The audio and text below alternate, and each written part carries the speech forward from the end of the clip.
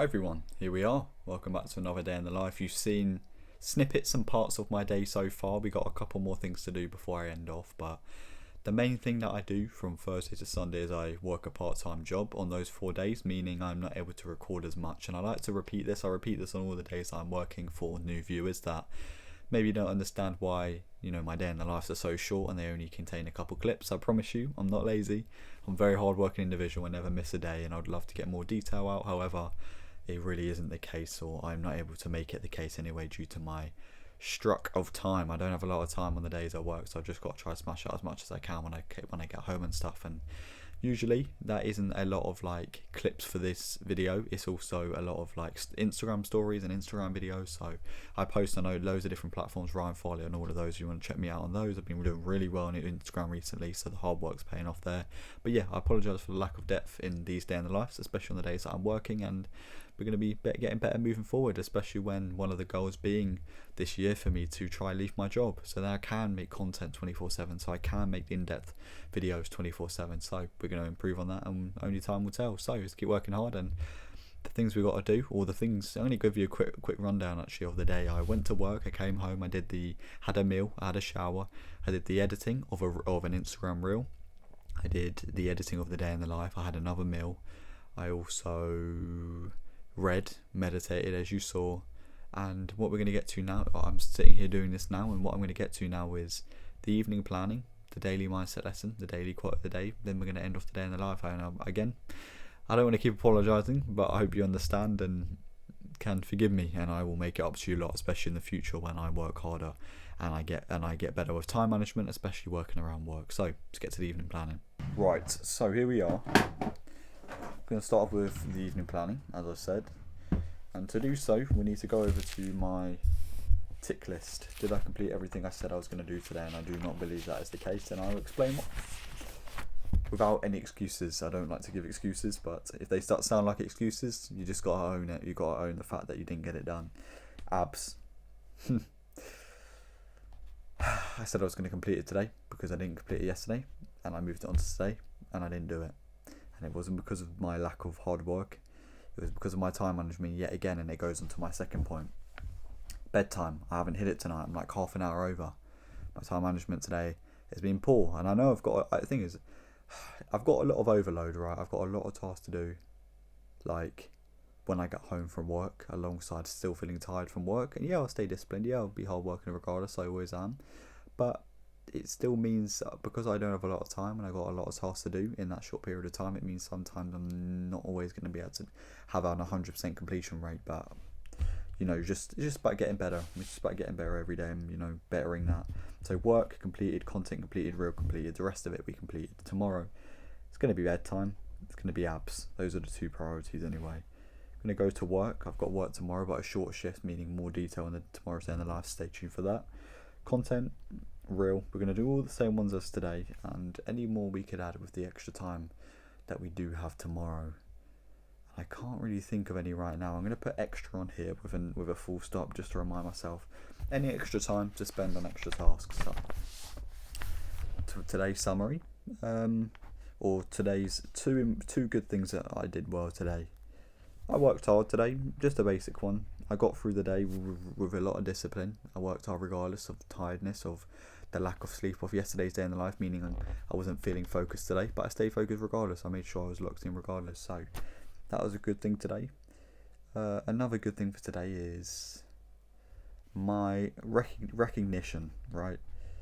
Sometimes your interior in your mind doesn't always want you to tell the truth to yourself, because sometimes it's a harsh reality, right? So for me, it's like when I make a mistake, or when I don't complete something I know I shouldn't be complete, or I know I should have completed, it's like, oh well, it's okay. But no, it isn't okay. You've got to improve, you've got to be better, and you've got to accept that you didn't do it, and you've got to be honest that you didn't do it, and you didn't work your hardest, and you didn't do the best for your time management, and instead you got to move forward, and you've got to work harder next time. You've got to get better time management next time. So two good things for today: my recognition and my hard work and discipline. Two improvements: time management, making sure I get every single thing completed on that day in the life that I said I was going to do on my list. So time management and sleep, rest and recovery. The reason it's a negative multiplier effect. Okay, if you don't hit good sleep, you're going to have less focus, meaning your time management's not going to be as good because you're not going to be as focused on tasks. And when your time management's not good, meaning you can't hit the bedtime again, and it's a bit of a rut. It's a bit of a bad cycle, and it's caused by this negative multiplier effect. And all it takes is one good night's sleep to break that cycle, to feel focused the next day, and to be able to repeat that same good day you had before for the next day. So just about breaking that cycle when I need to break it. Tomorrow, 100% smashing the sleep and smashing the day. So we're going to do that. All the tasks we've got to do tomorrow. We've got to wake up. I've got to work from 7 till 12. Very short shift. We're going to come home. We're going to have a meal. I'm going to probably do a reel, have a shower, the editing of my day in the life. I'm going to do the sneak peek of my day in the life. I've got abs, like I said. I've got bedtime to smash, mindset lesson, quote of the day, Bible verse today. It's a new one I'm doing for my Instagram and Snapchat now, and Twitter as well. What else have I got tomorrow? And any extra tasks, like I said, I was also going to do, which I don't actually currently know yet, but I've got a bit of a task list on my phone which says extra for any time I've got extra tasks to do. So that could be from changing bedding to tidying room, or just little extra things to do just to make sure I get done as well. So we're going to get to the mindset lesson, the quote of the day now, before we end off the day in the life.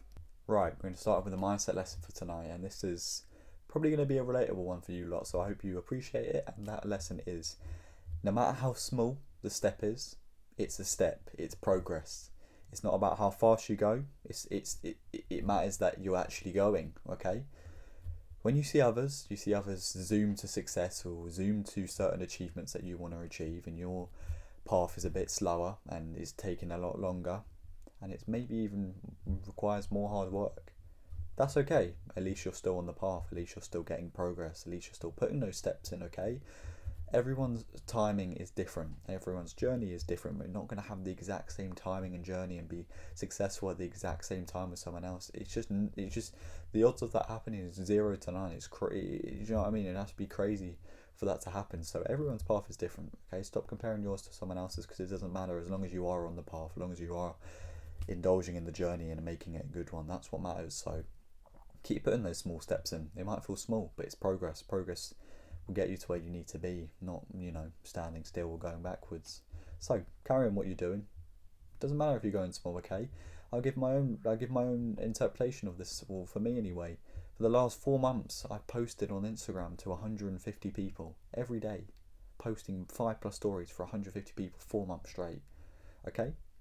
And on my Instagram, I've just hit 2.7k followers in just this week. I gained 2,700 followers this week because loads of my videos that I've been working hard on every day finally started to do well.